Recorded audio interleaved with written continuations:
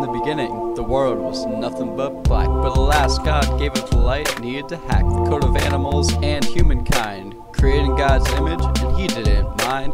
God saw that it was good, and so it was so, which leads to the story of Adam and Eve, yo. First, God created Adam from dust of the ground, and breathed in his nostrils till life in him was found. God then took Adam to the great Garden of Eden, and said that the tree of good and evil was not for eating.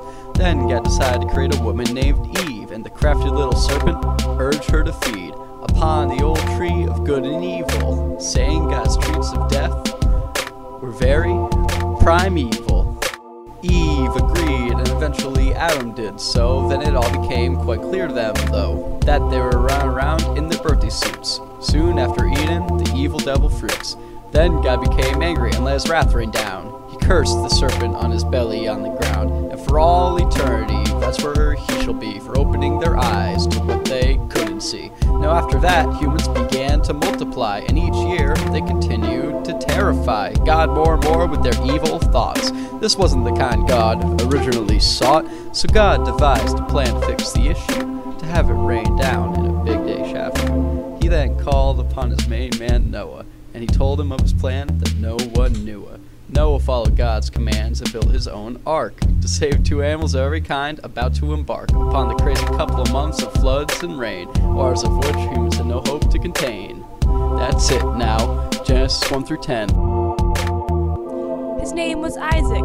Kid was a bro. He was born to Sarah. When she was old, slave Hagar had a baby, but Sarah didn't like it. She tried to throw her out, but God didn't buy it. Abraham reached out and took the knife to slay his son. He was filled with strife, till an angel came down and stopped his hand. Angel said, What you doing, man? But with Isaac being safe and growing to a man, Sarah bit the dust in the land of Canaan. Abraham buried her in a cave for free, for 100 shekels saved. What a deal! Now Isaac needed a lady one fairer than them all, so Becca the virgin heeded the call. She watered his servants and the camels too, then married Isaac.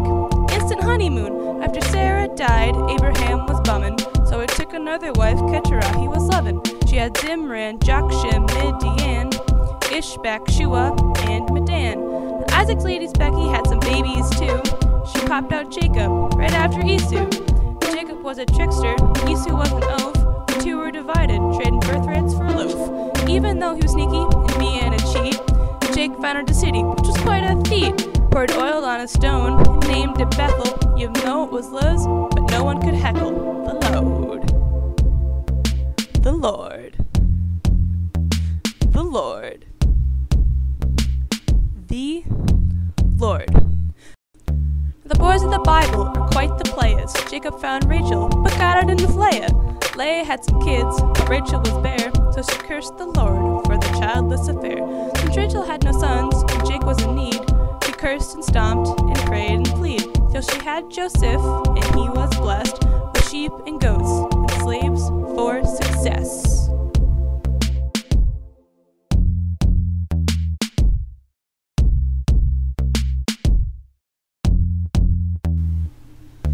Jacob was shunned back to his home. The land of Gilead is where he shall roam. When he had to make a pill, he made it out of stone, and then he told his kinsfolk, it's time to die of stones. Then they made a heap. They ate by that heap. Then Laban said to Jacob, O witness between you and me, and this is how they made their boundary. Jacob sent some messengers to the land of Seir to give his lord Esau gifts that he did bear. Oxen, donkeys, slaves, gifts everywhere. Then he prayed to God to keep him safe from Esau. Then he crossed the Jordan to bring him goats and ewe. God and Jacob wrestlated, like each other they did hate it, and Jacob's hip was dislocated, and now he's called Israel. Jacob headed for Esau, 400 men among him. Esau split up his children and ran to embrace him. Jacob presented the gift, but Esau didn't want it. But after Jacob insists, Esau accepts the gifts. Then Jacob left for Shechem, also known as Canaan. On his way from Paddan Aram, Jacob then bought the plot of land and built one altar with his bare hands. Shechem laid with Dinah, angering their dads 41, doing something that ought to be done at all not. And all the men were circumcised who left the gate of the city. Then Sem and Levi made his sight much less pretty, killing the old and the itty-bitty. God told Jacob to arise and head for Bethel. Is here Jacob must settle. God once again renamed Jacob Israel, and said, "From him come nations like Israel." Rachel died giving birth to Benjamin. Isaac died, Esau and Jacob buried him. Esau and Jacob separated, and 12 different clans were generated. Joseph was Jacob's youngest son. His brothers hated him. He was the favorite one. Joseph said, "Listen to this dream that I dreamed." When he told his brothers, they began to scheme. Joseph's family questioned him. Will he really have dominion? His brothers devised a plan to throw him into the pits. They tell their clan, "East chew him to bits." But Reuben had to intervene. Shed no blood, he decreed. They threw him in the pit with only water in it. Then some traders found the pit, and they pulled Joseph out of it. Judah's daughter-in-law, Tamar, was pregnant. He was told that whoredom was her stint. There were twins in her womb. Judah, it was a surprise too. Pharaoh had some dreams about some ugly cows. He wanted to interpret, but he didn't know how. So he called his man Joseph and told him the news. A famine was coming, and they'd be singing the blues. For 7 years, that famine was insane. It swept the world, but Egypt still had grain.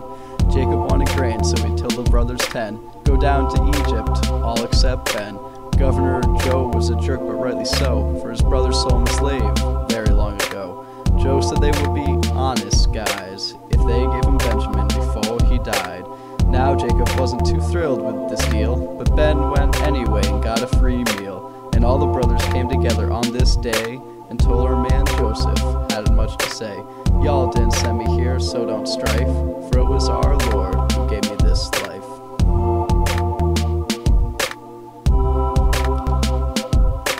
Jacob caught wind that Joe was still alive, and so he swore to save him before he died.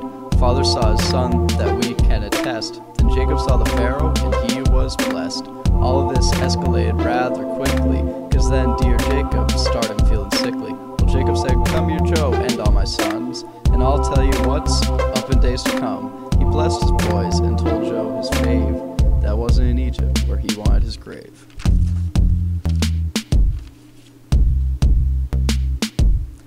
He was buried in Canaan, where his family lay, and so ends Genesis as we still know today.